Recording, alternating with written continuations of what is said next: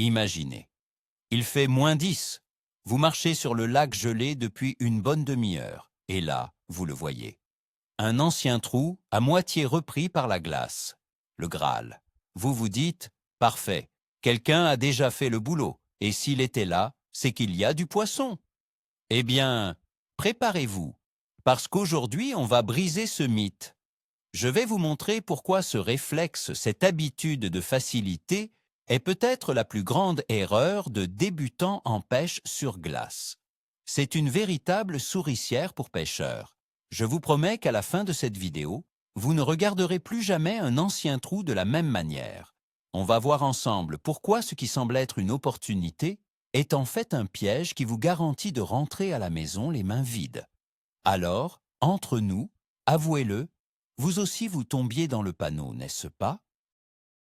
Cette croyance est profondément ancrée dans notre culture de pêcheurs. Depuis des générations, on nous apprend à chercher les signes, les indices, et un ancien trou, c'est un signe puissant. C'est la trace d'un autre passionné, un de nos frères d'armes.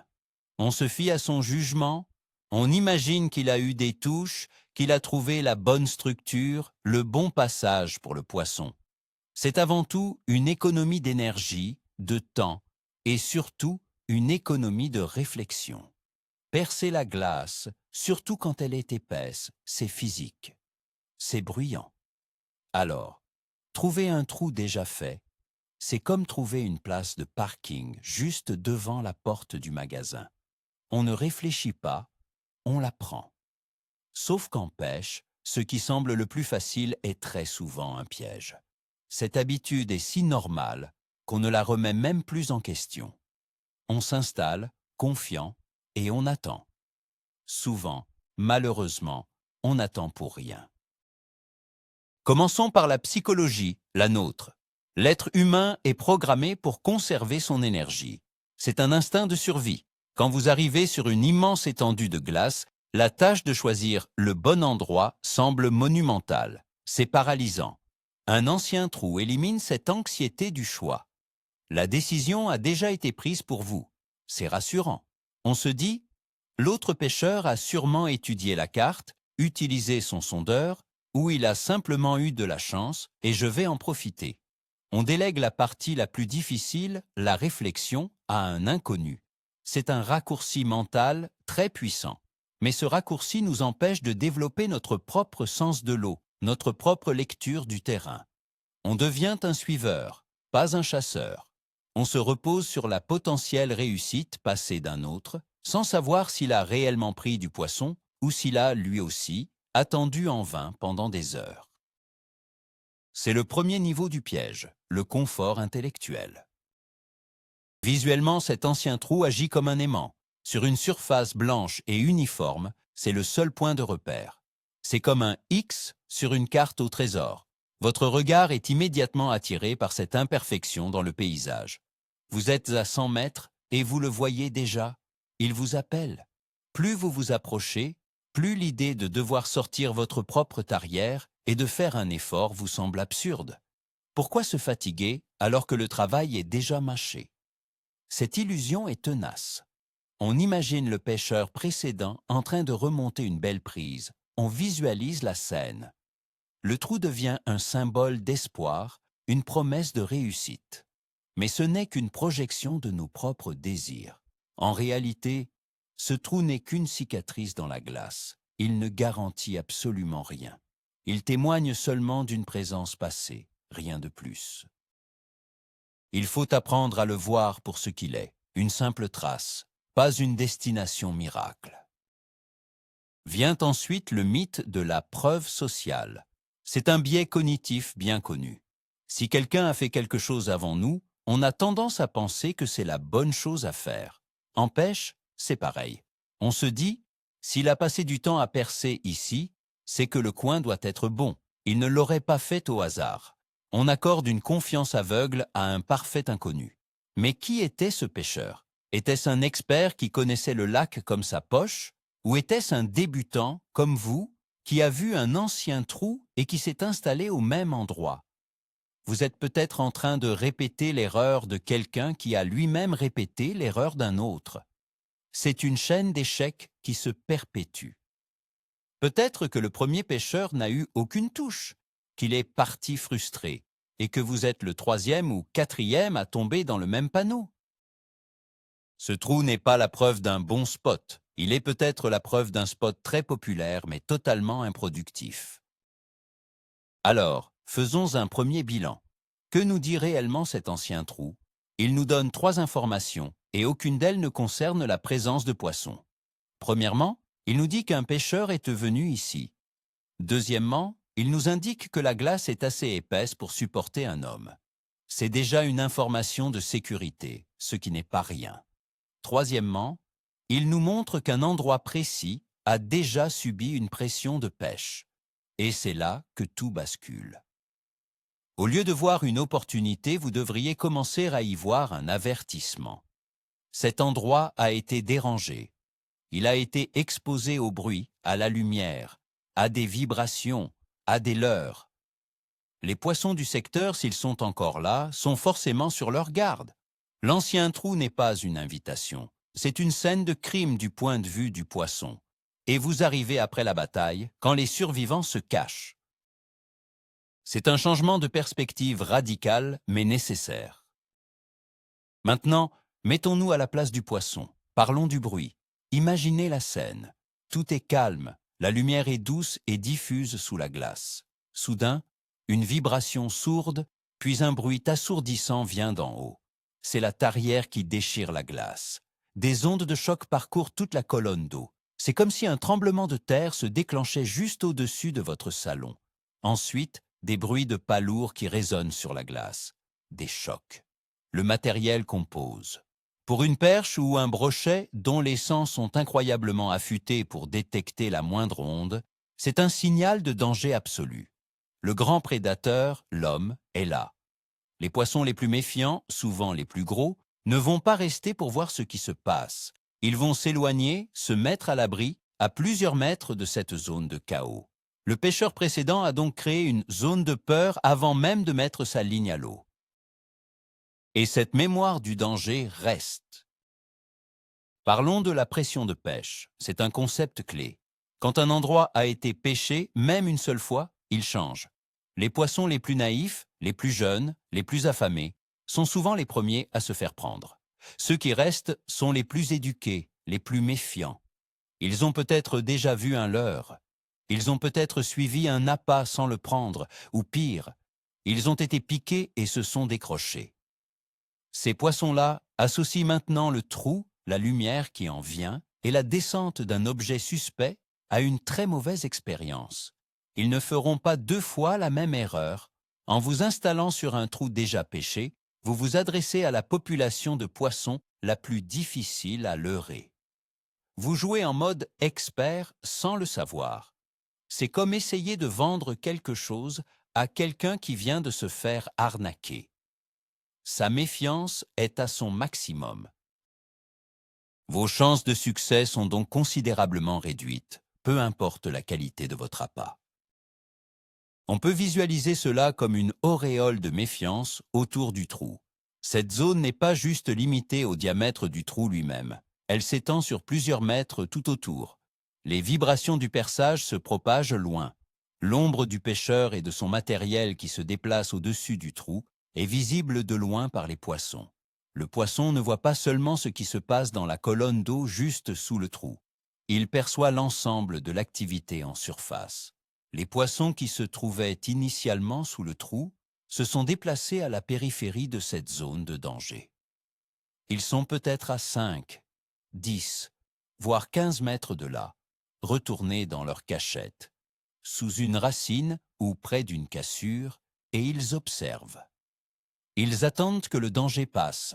En pêchant exactement dans le trou, vous êtes au centre de la scène, dans un théâtre vide.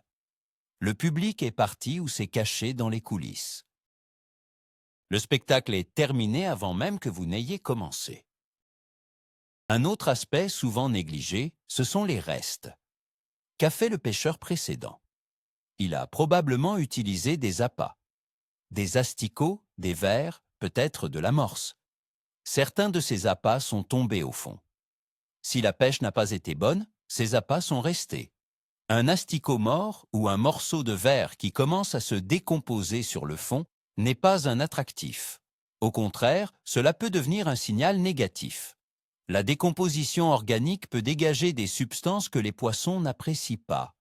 De plus, si le pêcheur précédent a attrapé un poisson, il y a pu y avoir une perte d'écailles, de mucus, voire de sang dans l'eau.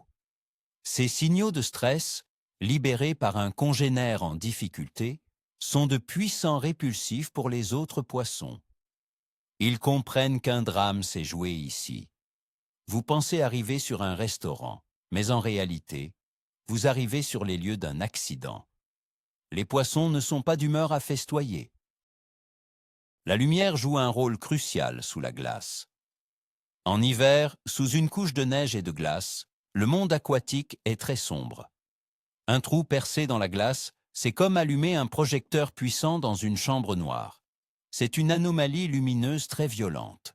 Les poissons, en particulier les prédateurs comme le brochet ou le sandre, utilisent les zones d'ombre pour chasser. Ils sont habitués à une certaine pénombre. Ce puits de lumière intense les rend nerveux. Ils peuvent l'éviter. Un ancien trou qui a commencé à regeler avec une fine couche de glace transparente ne crée pas le même effet. Mais dès que vous le dégagez, vous recréez ce projecteur. De plus, votre propre silhouette qui passe au-dessus du trou va créer des ombres mouvantes, rapides. Pour un poisson, une ombre qui passe rapidement au-dessus de sa tête, c'est le signal d'un oiseau prédateur. C'est un réflexe de fuite immédiat. Vous faites peur aux poissons sans même vous en rendre compte. Et oui, il faut le dire, les poissons ont une mémoire. Ce ne sont pas des créatures stupides qui oublient tout en 3 secondes. Des études ont montré que les poissons, notamment les carnassiers, peuvent se souvenir d'une mauvaise expérience pendant des mois. S'ils ont été piqués par un hameçon à un endroit précis, ils associeront cet endroit à la douleur et au danger. Ils peuvent même apprendre à reconnaître certains types de leurres. C'est pour cela que dans les zones très pêchées, il faut sans cesse innover. En vous installant dans un ancien trou, vous pêchez dans la mémoire traumatique des poissons du secteur. Vous leur présentez un appât dans un contexte qu'ils ont déjà identifié comme dangereux. Leur instinct de survie prendra presque toujours le dessus sur leur instinct de prédation. Le jeu est faussé dès le départ. Vous ne luttez pas seulement contre l'indécision du poisson, vous luttez contre son expérience passée. Changeons de perspective et regardons les facteurs environnementaux. Un des éléments les plus importants en hiver, c'est l'oxygène. Dans un lac gelé, l'oxygène est une ressource limitée. Les poissons se regroupent dans les zones où l'eau est la mieux oxygénée. L'activité d'un pêcheur peut subtilement modifier ces conditions locales. Le fait de percer, de remuer l'eau, peut temporairement altérer la stratification de l'eau. De plus, si le pêcheur précédent a amorcé massivement, la décomposition de cette amorce au fond consomme de l'oxygène. Sur une petite zone, cela peut créer un micro-environnement moins accueillant pour les poissons. Ils vont naturellement se déplacer vers une zone voisine plus confortable. Vous arrivez plus tard, vous vous installez et vous pêchez dans une zone qui est peut-être devenue, pour quelques jours, moins attractive pour les poissons à cause d'une baisse, même minime, du taux d'oxygène. C'est un facteur invisible, mais bien réel. Le facteur temps est absolument fondamental. Quand ce trou a-t-il été percé? Hier? Il y a 3 jours? La semaine dernière? La situation sous l'eau change en permanence. Les poissons sont des créatures de mouvement. Ils suivent les bancs de poissons fourrage. Ils se déplacent en fonction de la lumière, de la pression atmosphérique, des courants. Un endroit qui était excellent mardi peut être complètement vide le jeudi. Le fait qu'un pêcheur ait trouvé du poisson ici il y a quelques jours ne garantit absolument pas qu'il y en ait encore aujourd'hui. C'est peut-être même le contraire. S'il a fait un beau carton, il a peut-être prélevé les poissons les plus actifs du secteur. Le stock local a diminué. Les autres se sont dispersés. Vous arrivez après la fête. Pêcher dans un ancien trou, c'est parier que rien n'a changé depuis le passage du dernier pêcheur.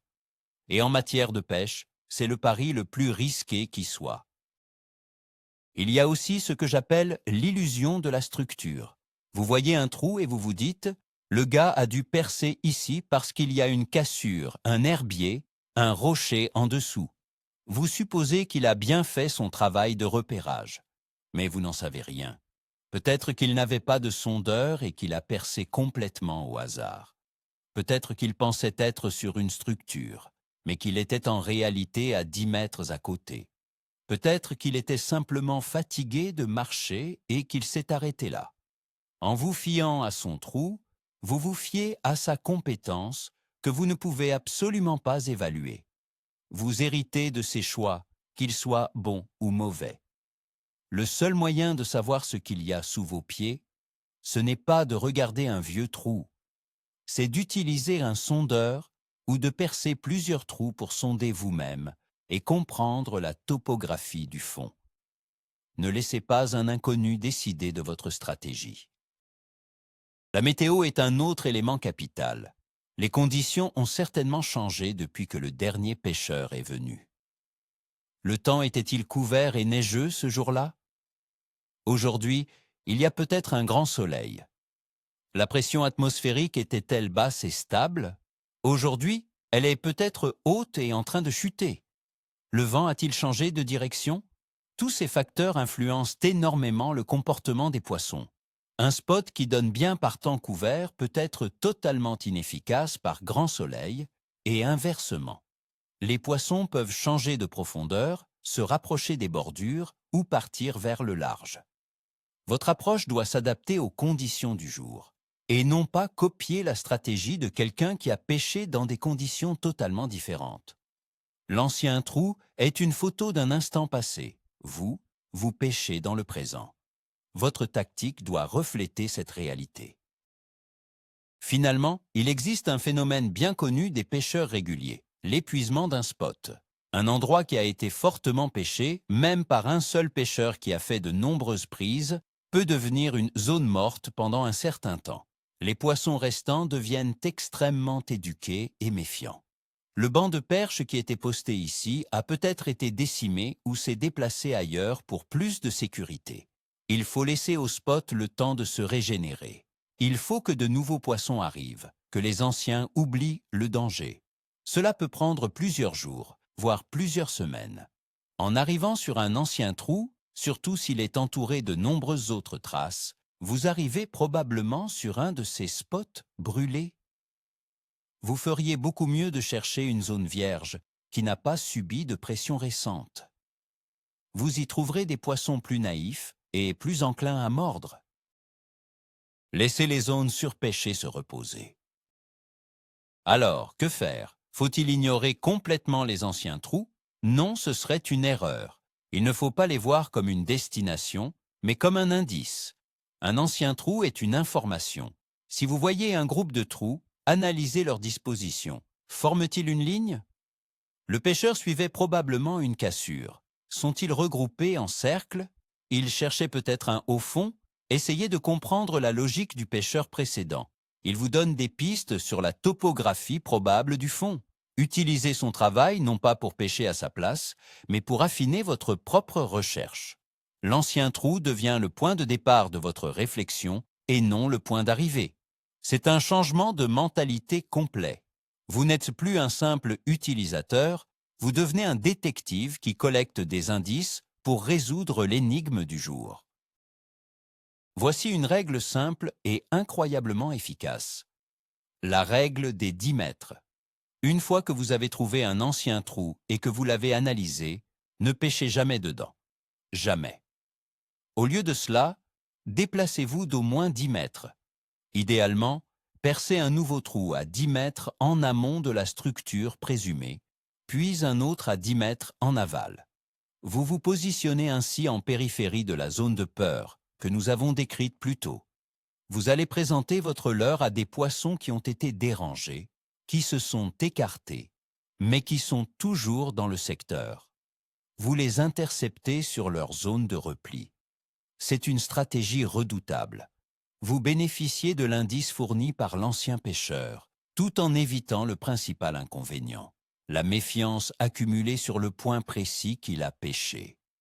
C'est le meilleur des deux mondes. 10 mètres, c'est peu d'efforts en plus pour des résultats qui peuvent être spectaculaires. Apprenez à lire la glace comme on lit un livre. Un seul trou isolé au milieu de nulle part? C'est probablement un pêcheur qui a fait un test rapide et qui est parti. Pas très intéressant? Plusieurs trous très rapprochés les uns des autres? Le pêcheur a probablement eu des touches ici. Il a insisté. C'est une zone à explorer, mais toujours en respectant la règle des 10 mètres. Des lignes de trous qui traversent une baie? Le pêcheur cherchait un chenal ou le lit d'une ancienne rivière. Regardez aussi l'âge des trous. Certains sont presque complètement regelés, d'autres sont très récents. Cela vous donne une idée de la fréquentation du secteur.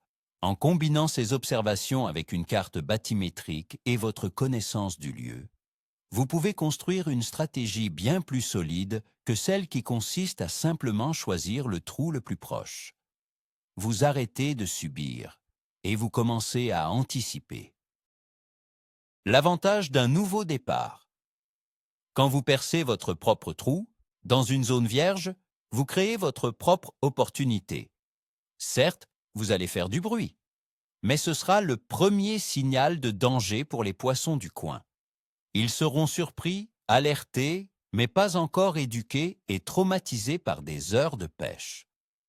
Vous arrivez avec une ardoise propre, votre leurre sera le premier qu'ils verront descendre de ce nouveau puits de lumière. Vous avez l'effet de surprise. Souvent, les premières minutes après avoir percé un nouveau trou sont les meilleures. Les poissons curieux ou les prédateurs agressifs viennent voir ce qui se passe. C'est une fenêtre d'opportunité que vous n'aurez jamais en pêchant dans un vieux trou. Faire l'effort de percer, c'est s'offrir la chance d'une première impression. Et en pêche, la première impression est souvent la bonne. En fin de compte, la conclusion est simple. Faites-vous confiance. Chaque sortie de pêche est une occasion d'apprendre. Apprendre à lire le lac, à comprendre le comportement du poisson, à vous adapter aux conditions. En vous reposant systématiquement sur le travail des autres, vous vous privez de cet apprentissage. Vous n'accumulez pas d'expérience personnelle. Osez percer là où personne n'a percé. Osez tester une théorie. Même si vous vous trompez, vous aurez appris quelque chose. Votre plus grand atout à la pêche, ce n'est pas votre matériel, c'est votre cerveau et votre intuition. Nourrissez-les à chaque sortie. L'échec fait partie du processus. Un trou qui ne donne rien n'est pas un échec, c'est une information qui vous dit « le poisson n'est pas ici, maintenant ». C'est en forgeant votre propre chemin sur la glace que vous deviendrez un pêcheur accompli, et non en suivant les traces laissées par les autres. Donc, pour résumer, l'ancien trou n'est pas une destination, c'est une information. C'est une page du journal de bord d'un autre pêcheur, rien de plus. Le véritable tournant, le « voilà le truc », c'est de comprendre que le poisson n'a probablement pas disparu du secteur. Au contraire, il est juste à côté, en dehors de ce cercle de méfiance que l'ancien pêcheur a inévitablement créé. En arrêtant de pêcher dans le trou et en commençant à pêcher intelligemment autour, vous changez complètement les règles du jeu. Vous passez du statut de celui qui ramasse les miettes à celui d'explorateur qui utilise les indices à son avantage. C'est peut-être le conseil le plus simple, mais le plus puissant pour transformer vos sorties de pêche hivernales. Fini de perdre des heures sur un spot brûlé. Merci infiniment d'avoir regardé cette vidéo jusqu'au bout. Si vous avez appris quelque chose, si on a brisé une de vos vieilles habitudes, alors mettez un gros pouce bleu, ça aide énormément la chaîne. Et surtout, abonnez-vous pour ne pas rater les prochains conseils qui vont à contre-courant. Et maintenant, la question pour vous. Quelle est la plus grosse erreur que vous ayez faite en vous fiant à un ancien trou? Racontez-nous votre meilleure anecdote dans les commentaires.